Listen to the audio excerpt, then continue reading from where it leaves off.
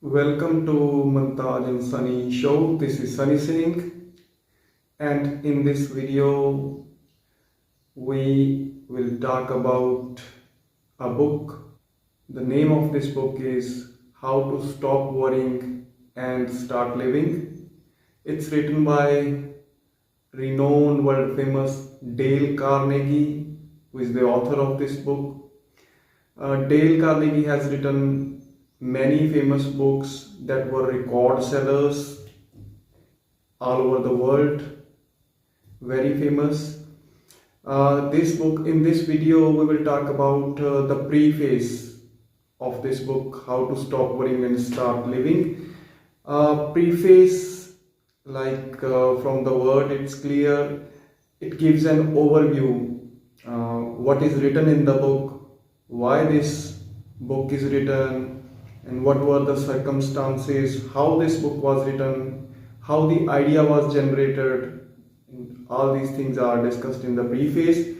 So it's an effort to complete the whole book and it's an effort to improve speaking, improve our vocabulary, our confidence, and we will get ideas how we'll look at life from Dale Carnegie's angle, how problems are solved. We will learn lot many things. This book, How to Stop Worrying and Start Living, it's divided into 8 parts, and further the parts are divided into chapters.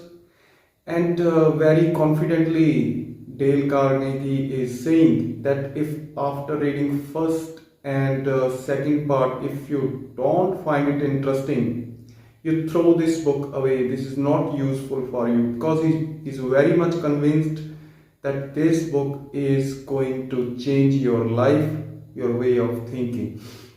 So, because it's not a theoretical book, it's a practical, it is tested, it's based on tested rules, successful recipes, tested rules.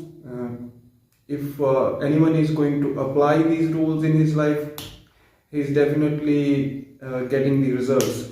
So first things first, as in this video we will talk about the preface. Dale Carnegie tells us that when he was living in New York, his life was totally shattered. So he's talking about earlier 20th century, in around 1910 or 11.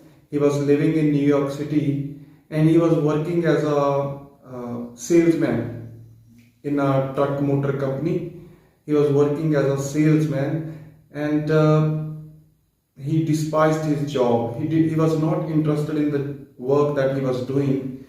So he was very upset, very sad, very disappointed, very angry, because his life was not going the way in which he wanted.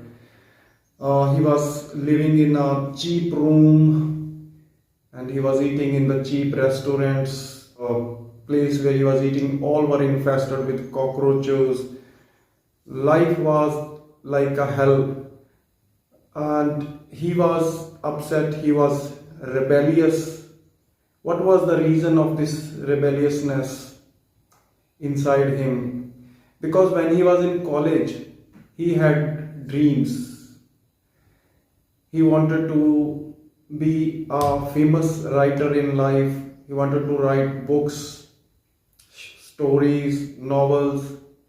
So all his dreams were turning into nightmares because he was not getting the time to write. He was not following his passion. At this point, a turning point comes in his life. What turning point?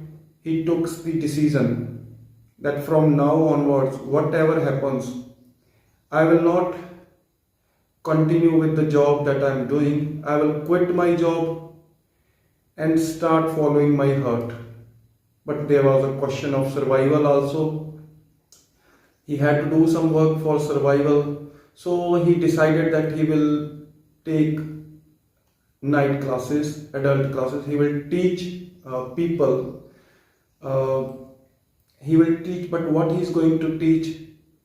So we come to know that his education was in State Teachers College in Missouri.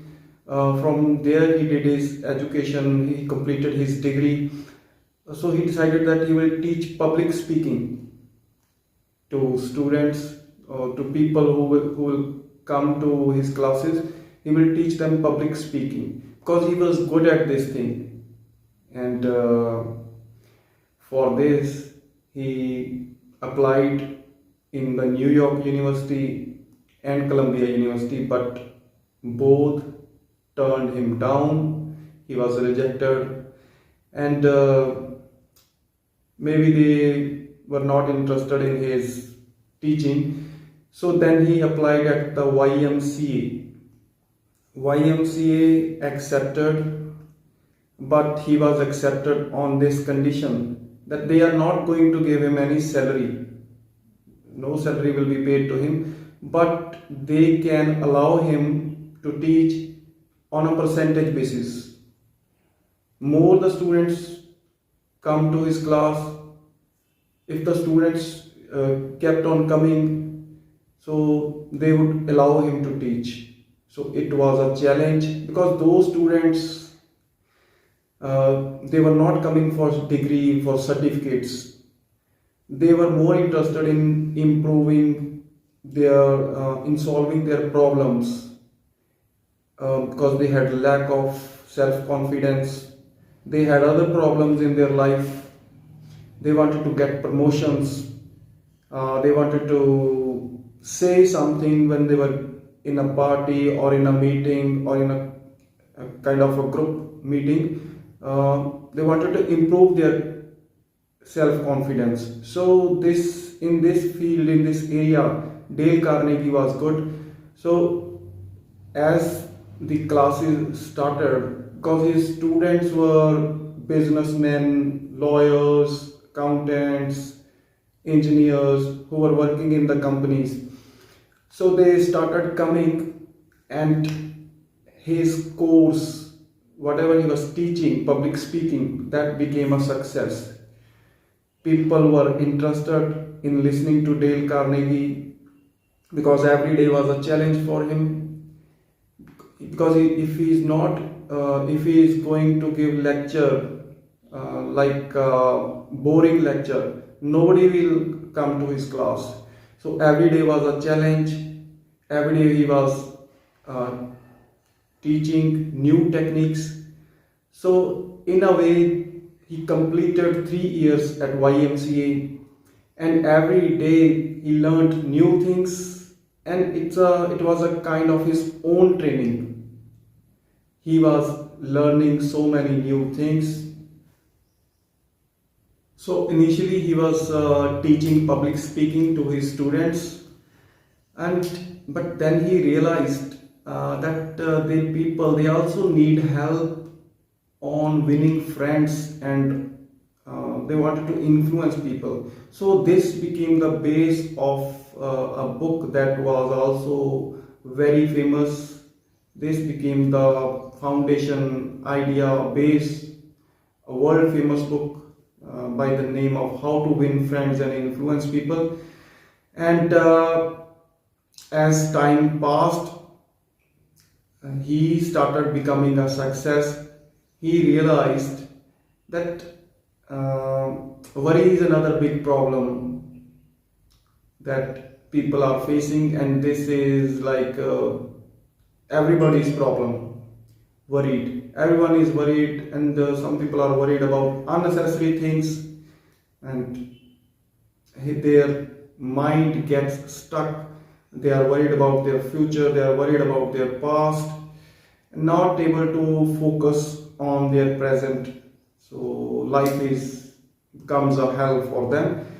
So he decided that he should do something about this problem, because when he came to know about this thing, that by solving problem of other people, he can solve his own problem. So if we are providing solution to someone, in a way we are providing a solution to ourselves. So he decided to write a book on worry. He went to the New York library. He searched all the books that were listed under this title.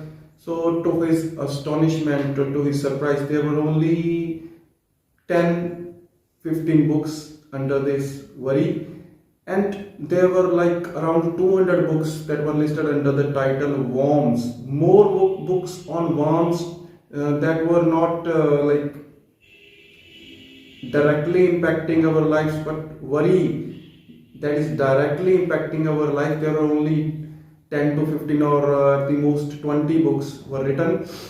So he decided that he will write a book himself. For this project, it was not an overnight project. It took him 7 years to complete the whole process of writing How to Stop Worrying and Start Living. He interviewed prominent personalities, famous people, read scores of biographies, scores of philosophies. He organized a laboratory in the form of adult classes in where he was teaching. He would give certain rules to his students, and those students are going to apply these rules in their life, and they will come back with the results. And he was writing each and everything, making rules, principles, and that is how day by day, with hard work and research, this book was produced, it was developed. So it's not a theoretical book, it's a practical one. It's a documented report that is based on rules, principles that were tested by people. When implemented by people, they get the results. So at the end he talks about the golden rule, that our trouble is not ignorance, but our trouble is inaction. We don't act, we don't do things, and we keep on worrying. That is the biggest problem. So through this book he pushes the people, he tries to get them out of this problem of worry, pushes them to apply these rules and principles in their life to make their lives better. At the end he says, he tells that we are not only listening why this book is written and how this book is written, we are more interested in the action. So in the next video we will start, like in the next we'll talk about the 9 suggestions that are given in this book, suggestions on how to read this book and how we will get the maximum out of this book. And further, like it's divided into the parts. We'll try to finish it in like 10 videos, and with this I'll also try to make a video in the mother tongue, like in a combination of both the languages, Punjabi and English. And let's see. So this is like an effort to improve our speaking, improve our experience, our knowledge. We will learn about the skills, how life is lived. So kind of will improve our self-confidence, and like vocabulary is definitely going to improve. So let's see how things will work in the future. So see you in the next video. Thank you so much for your time. Have a great day.